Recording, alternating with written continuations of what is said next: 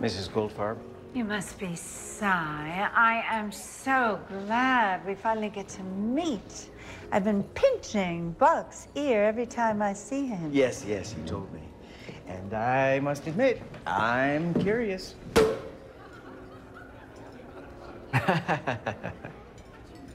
Are you all right? Of course, I just, I had an upsetting experience this morning. To be honest, I feel as if I've left the known world.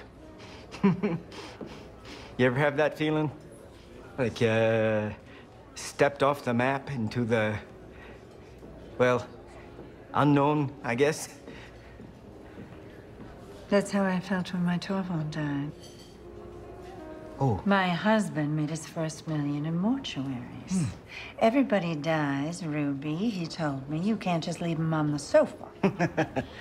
One night he was eating a 3-pound lobster and he had a stroke, and with it a revelation. Self-storage, that was the future. The two businesses are surprisingly similar when you think about it. A place to put the things you'll never use again. He died last year. Complications from polio. For 6 months, I wore black and tore my sleeves. And then, I had a revelation of my own. Parking lots. The final piece to the storage triptych. People are always going to need a place to park. Amen. I'll be honest with you, Mr. Phelps. At my age, I'm not looking for a partner. My preference would be to acquire the entire company, Stussy Lots Limited, and I would be happy to let you keep the name intact if that worries you. A second choice would be to buy several lots independently and build a business that way, but let's be honest. That would make me your competitor, and as my late husband always used to say, you don't want a Goldfarb for an enemy. I'm sure that's true. Well, it's interesting that you should come to us now. Problem? No, not problems. More of a softening of the will. You see, Emmett Stussy, who you'll meet, is a great man, a philanthropist, a leader, and of late, he's been talking with increased regularity about dedicating himself in toto to his good works, i.e., the betterment of mankind. Now, I suggested he take a step back and allow me to run the day-to-day, but he seems adamant that we stick together.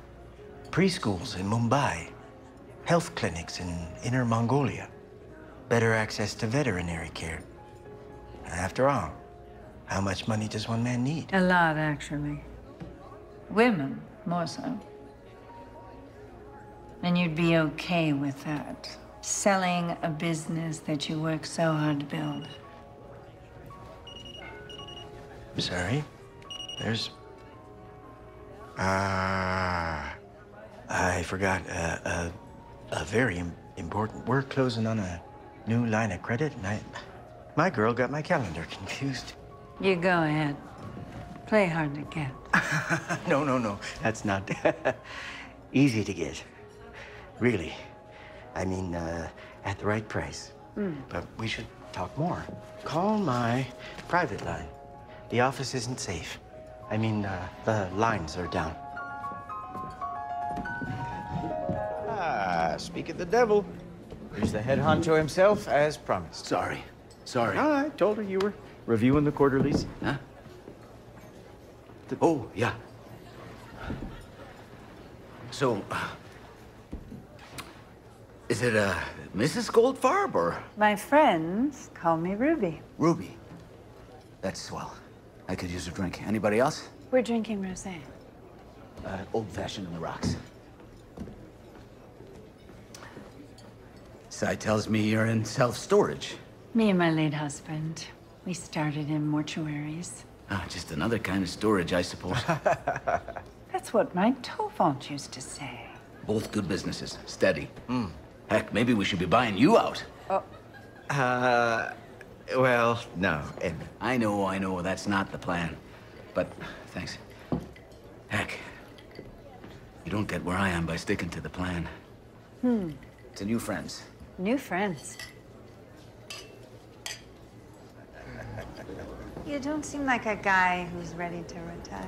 Well, you know, Cy thinks it's time. That's funny. He said that We're both ready.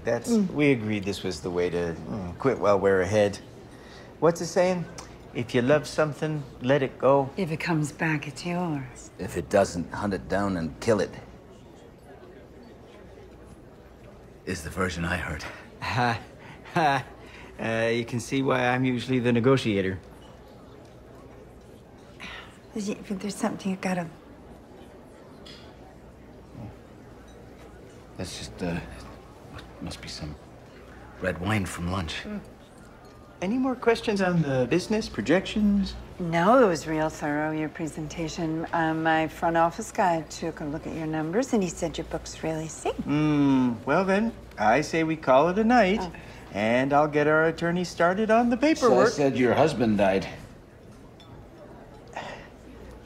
We don't need to. That's okay, no. My Tovant, it'll be a year in May he passed. Do you have a... Stella. 25 years. She left last week. Sex tape. It's not a real one, of course. I mean, it was a real sex tape, just not my, you know, forgery.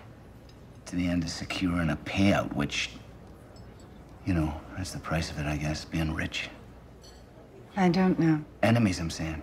Not at first. First come the well-wishers with their fake smiles. Then, the richer you get here, come the deadbeats with their hands out. You know, it's getting pretty late. And the jackals laughing in the dark. Trying to pick the meat off your bones. Check, please. Money is a blessing and a curse. No, don't blame money. It's people. Sore losers. Making up stories how we're villains. The dreamers, the hard workers. In the office before dawn, toiling. Saving. Ebenezer Scrooge and the like. Have you heard of the vile maxim? No. All for ourselves and nothing for other people is the vile maxim of the masters of mankind. You think a rich man wrote that? No. It's the others, the grubby hands outside the glass trying to get in, putting their filthy peckers in. What the Christ? This is bordering on harassment now. What's happening? Nothing, just a misunderstanding. Excuse me for a moment.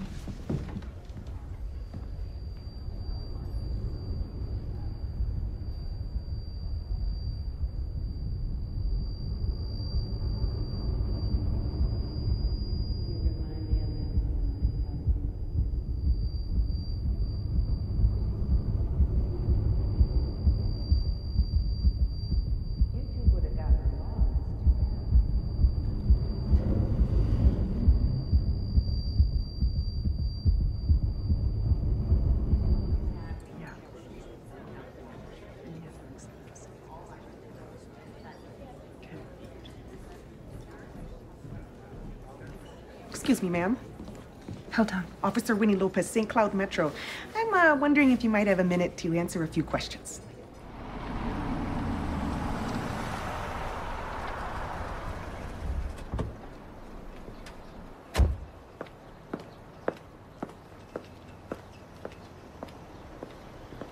Mrs. Goldfarb, thanks again for coming in.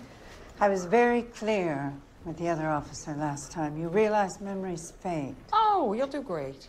Why don't we talk in my office? So, like I said, I'm just checking up on a few things. We've had some developments in the case. And this is a murder. Yes, ma'am. Mr. Stussey's brother Raymond killed in his own home. Awful. If you don't mind me asking, how did you end up having dinner with Mr. Feltz and Mr. Stussey that night? It was a mutual friend introduced us. What was his name? Buck Olander. He's a banker, St. Cloud. So this was a business dinner? Well, I'm new in town, and Buck agreed to introduce me to some people. New from where? Doesn't matter. St. Louis.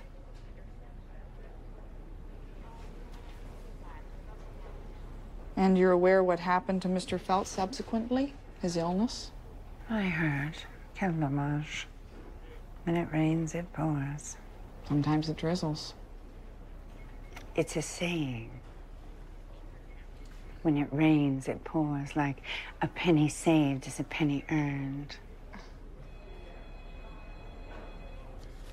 In your statement, you said that Mr. Feltz and Mr. Stussy arrived separately. Yes, I think that's right. Who was first? Mr. Feltz. And how soon after,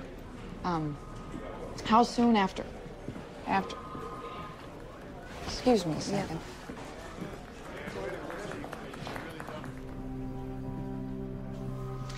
Is it gonna be much longer? I gotta be downtown in an hour.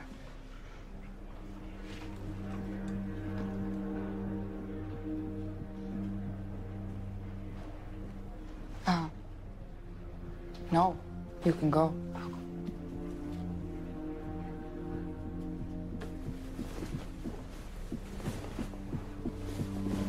Actually, just so I know, how soon after Mr. Feltz did Mr. Stussy arrive? 5 minutes, maybe. In your statement, you said a half an hour. Oh, well, I'm sure that's what it was then. You know how the memory can play tricks. That's another saying. Are you covering for him? I'm gonna go. If you have any more questions, let my lawyer know.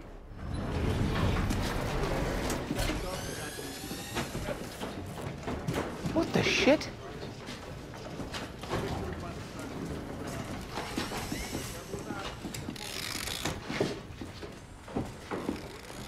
Excuse me. This is not... You can't just... Thank you so much. Emmett. My dear Emmett. How are you? You look... Well, I know this can't be easy for you.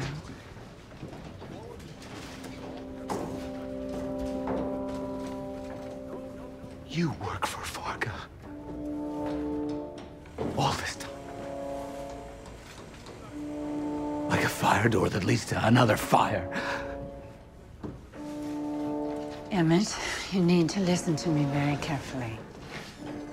The Stussy Corporation, having sold all its assets this morning to realignment for $100,000, and may I say, very generous of you, but your company is now carrying a debt load of over $300 million. You need to file for Chapter 11 immediately, but don't worry. Your personal wealth, the profits you've made as a partner in this venture, have all been carefully hidden, so it's not all bad.